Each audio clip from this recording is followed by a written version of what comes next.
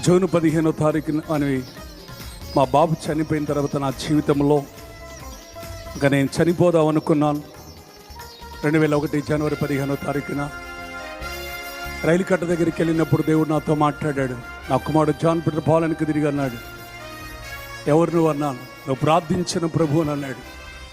వెనక్కి తిరిగి వచ్చాను. ప్రభు, నా భార్య సావుబతుకులో ఉంది, చనిపోయే పరిస్థితిలో ఉంది, నా కుమారుడు బలిగిందగా ఉన్నాడు, నా భార్య నా బిడ్డని ముట్టి స్వస్థపడితే చాలు ప్రభు, నీ సేవ చేస్తానని దేవునికి సమర్పించుకున్నాను. నా హస్త అంతా కూడా 2 బిల్డింగ్లు లారీ అన్నీ కూడా అమ్మేసి దేవుని చెప్పినప్పుడుగా అందరు అప్పులు కట్టేశాను. ఎక్కడికి వెళ్ళాలి ప్రభు అంటే మదిలోనే ఉండమన్నాడు. మదిలోనే ఉండు, నేను వాడుకోబోతున్నాను బూదిగంతముల వరకు అన్నాడు. దేవుడిని అప్పటి నుంచి ఈ స్థలంలో 2007 నుంచి ప్రతి మీటింగ్ పెట్టాను, కృపించాడు. నాకు 2020లో మీటింగ్ పెట్టాను. నాకు ఒక వేదన, ప్రభు మీటింగ్లు పెట్టలేకపోతున్నామని దేవుడు ఏర్పాటు చేసినప్పుడు ఈ రీతిగా నేను నవంబర్లో అమ్మ చివరి ప్రార్థన అయిపోయిందాక ఎవరు కదలొద్దు, చివరి ప్రార్థన అయిపోయిందాక ఎవరు కదలొద్దు. ఒక్క నిమిషం కూర్చోండి, ఒక్క నిమిషం కూర్చోండి, ఒక్క నిమిషం కూర్చోండి, కూర్చోండి బెదర్, ఒక్క నిమిషం కూర్చోండి అమ్మ, అమ్మ కూర్చోండి, మీరు కూర్చోండి. చివరి ప్రార్థన చేసుకున్న ఆశీర్వాదం ఇచ్చిందాక 24వ తారీఖు ఫోన్ వచ్చింది నాకు.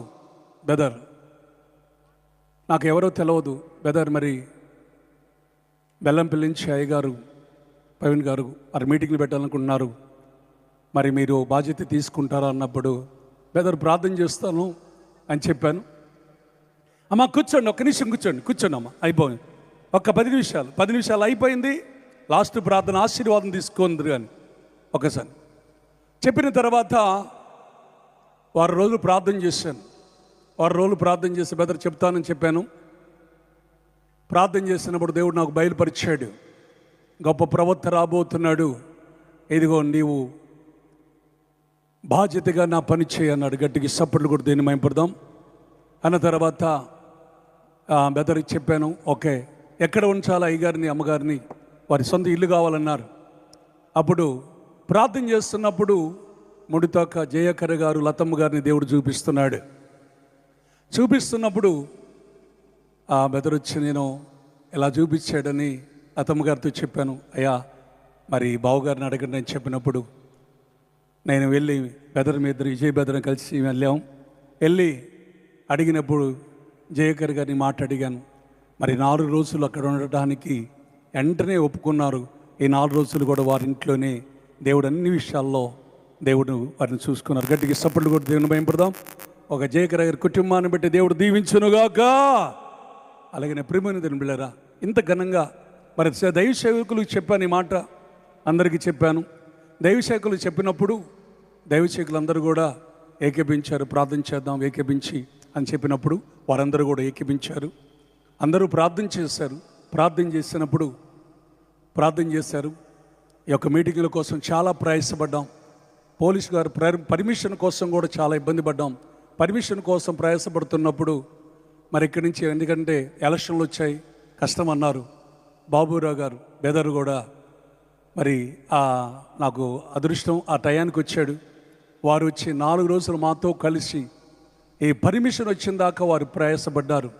కనుక వారికి కూడా ప్రత్యేకంగా ప్రభుపేట వందనాలు చెల్లిస్తున్నాను. దైవజనులందరూ కూడా పాల్గొని వారి సంఘాలతో కూడా వచ్చి ఇంత గొప్ప జన సమూహము వచ్చినందుకు మీ అందరికీ ప్రత్యేకంగా వందనాలు చెల్లిస్తున్నాను. ప్రభు మిమ్మల్ని దీవించునుగాక. ఈ స్థలము ఇచ్చిన మరి కోనా జనార్దన గారికి కూడా ప్రత్యేకంగా వందనాలు చెల్లిస్తున్నాను. ముఖ్యంగా పోలీసు పర్మిషన్ మాకు ఇచ్చినందుకు పోలీసు వ్యవస్థ వారికి కూడా ప్రత్యేకంగా అందరి తరపున వారికి కూడా ప్రత్యేకంగా వందనాలు చెల్లిస్తున్నాను.